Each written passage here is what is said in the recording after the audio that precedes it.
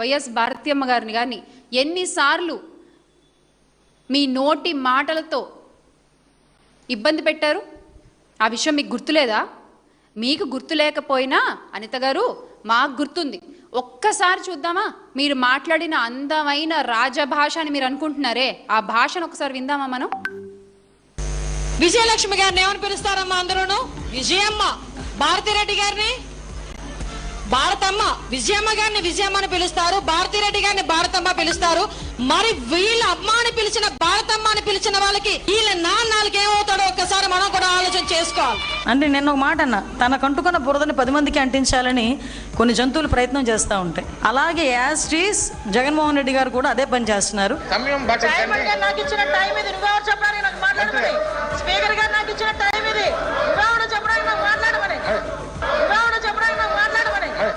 బయటకు వస్తే అనాపాయసకు పనికిరానోడు 5 రూపాయల పోస్ట్ గురించి మమ్మల్ని తీసుకొచ్చి వీధిలో పెడతాడా? కొడవల నుంచి కత్తికి వచ్చింది, కత్తి నుంచి గొడ్డలికి వచ్చింది.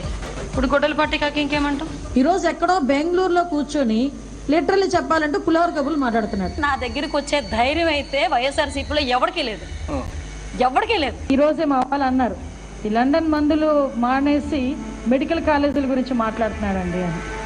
అంటే అతనే మీ అందరికీ తెలుసు పులివెందుల ఎమ్మెల్యే గారు జగన్మోహన్ రెడ్డి గారు. ఇప్పుడు డిక్లరేషన్ మీద సంతకం పెట్టబోయా అంటే పారిపోయి ఇంట్లో కూర్చున్నావు. ఈరోజు దేశద్రోహం, దేశ బహిష్కరణ కింద నిన్ను బయటకు పంపించేయాలి. ఈ మహానుభావుడు గొడ్డలిపాటి నాయకుడు ఆ రోజు ప్రమాణ స్వీకారం చేసిన తర్వాత అతను చేసిన మొట్టమొదటి పని ఏందిరా అంటే ప్రజా వేదికని కూల్చడం.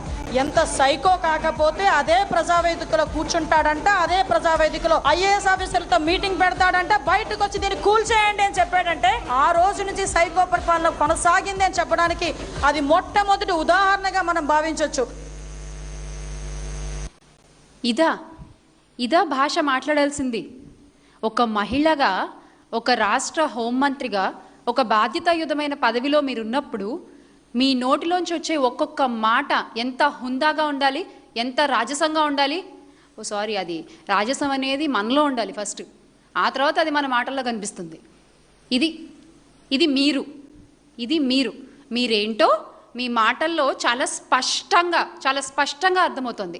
అయితే నాకు అర్థం కాని ఒక విషయం ఏంటంటే, మహిళల గౌరవం గురించి మీరు మాట్లాడుతున్నారు కదా, మరి ఇప్పుడు మా పార్టీ నాయకులు, మహిళా నాయకుల్ని మీరు కించపరిచినప్పుడు, వాళ్ళని వ్యక్తిత్వ హననాలు చేసినప్పుడు అప్పుడు మీకు మహిళా గౌరవం అనేది గుర్తురాలేదా?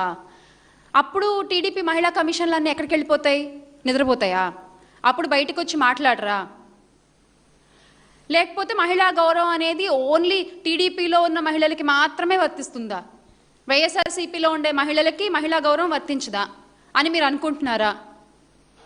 దీనిపై నిజంగా మీరు స్పందించాలి అనిత గారు. డెఫినెట్గా మీరు మాట్లాడాలి. ఎందుకంటే టీడీపీ నాయకురాలిపై వ్యాఖ్య వస్తే అది మహిళలకు అవమానం, వైఎస్ఆర్ కాంగ్రెస్ పార్టీకి చెందిన మహిళలపై వ్యాఖ్యలు వస్తే అది రాజకీయం కదా. ఇదే కదా మీరు ఫాలో అయ్యే ఫార్ములా. టీడీపీ మహిళ అయితే గౌరవం, వైఎస్ఆర్సీపీ మహిళ అయితే అవమానం. టీడీపీ మహిళ అయితే దండం పెట్టాలి, వైఎస్ఆర్సీపీ మహిళలపై రాళ్ళేయాలి.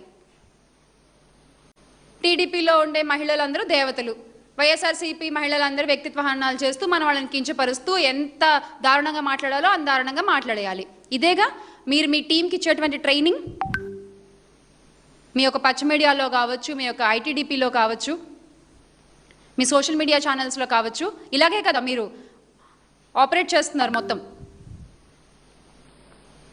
అసలు పాలన గురించి మాట్లాడకుండా, హామీలు అమలు చేయకుండా, ప్రజా సమస్యలకి సమాధానాలు చెప్పకుండా, ప్రతిపక్ష నాయకుల్ని, కుటుంబాల్ని లక్ష్యంగా చేసుకుని మీరు చేస్తున్నటువంటి రాజకీయం నిజంగా చాలా నీచమైనది, చాలా దిగజారుడు రాజకీయం ఇదంతా కూడా. నిజంగా రాష్ట్రంలో రాజకీయ సంభాషణ స్థాయిని దిగజార్చింది టీడీపీనే. ఈరోజు చెప్తున్నాం మేము, రాష్ట్రంలో రాజకీయ సంభాషణ యొక్క స్థాయిని దిగజార్చింది తెలుగుదేశం పార్టీయే. ఈ పదాలు మా నాయకులు ఎప్పుడు వాడలేదే, మా మహిళా నాయకులైతే ఎప్పుడు వాడలేదే. ఇప్పుడు కూడా మిమ్మల్ని సంబోధిస్తున్నప్పుడు కూడా గారు అనే సంబోధిస్తుంటాం కదా మేము. కానీ మీరు ఎంత అద్భుతమైన పదాలు వాడారో ప్రజలందరూ చూస్తున్నారు, గుర్తుపెట్టుకుంటున్నారు కూడా. ఈరోజు ఆ సంస్కృతి తిరిగి తమ దగ్గరికి వచ్చేసరికి అంతే కదా, కర్మ హిట్ స్ట్రాంగ్లీ అంటాం కదా, గట్టిగా తిరిగి వస్తుంది కర్మ. ఈరోజు అది ఒక్కసారి అలా మీకు తగిలేసరికి ఎంత బాధపడుతున్నారు, ఎంత విలవెల్లాడిపోతున్నారు మీరు ఈ రోజున. ఆ బాధ ఇప్పుడు మీకు అర్థమవుతోందా? ఇంకా అన్నది లేదు, చేసింది లేదు, ఏమనకుండానే ఇంకా మీరు అనే మాటలకు మేము చచ్చిపోవాలి. ఇంక ఇక్కడ ఏదో మా జగన్మోహన్ రెడ్డి గారు ఇచ్చిన గుండె ధైర్యం కొంచెం అలా అందరికీ ఉంది కాబట్టి ఏదో గట్టిగా తట్టుకుని నిలబడుతున్నాం మేము.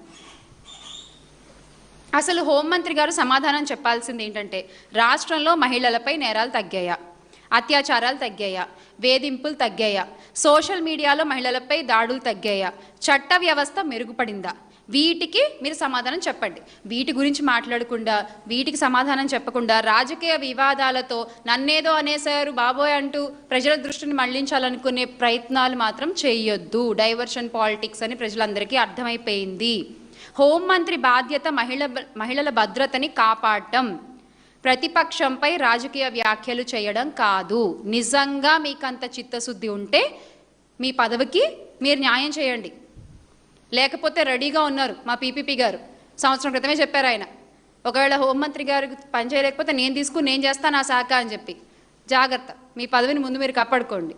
ఆంధ్రప్రదేశ్లో ఉండేటువంటి అన్ని సమస్యలు ఈవిడ తల మీదే ఉన్నట్టు, ఆంధ్రప్రదేశ్లో అరాచకాలు, అవినీతి, దుర్మార్గాలు, దౌర్జన్యాలు జరుగుతున్నట్టు, అవన్నీ తట్టుకోలేక రాత్రంతా ఏడ్చి కన్నీళ్లు కూడా గడ్డగట్టుకుపోయి ఉదయాన్నే కెమెరా ముందుకు వచ్చినటువంటి గొప్ప వ్యక్తి ఈవిడ. ఇక్కడ చూడండి, మళ్ళీ ఇక్కడ అడ్డబొట్టు, తమిళ స్టైలు, నాందావూరు శ్యామల, నాందావూరు పరమ భక్తురాలు, అడ్డబొట్టు, అడ్డదిడ్డంగా బెట్టింగ్ యాప్లు ప్రమోట్ చేసి కోట్ల రూపాయలు ఎత్తిపెట్టు.